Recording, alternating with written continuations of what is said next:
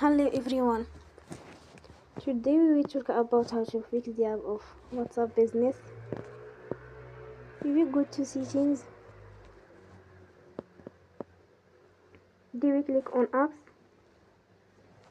After that you will search the app WhatsApp business and you will click. Then you will on for stop. After that you will go to storage. Then we click on clear cache.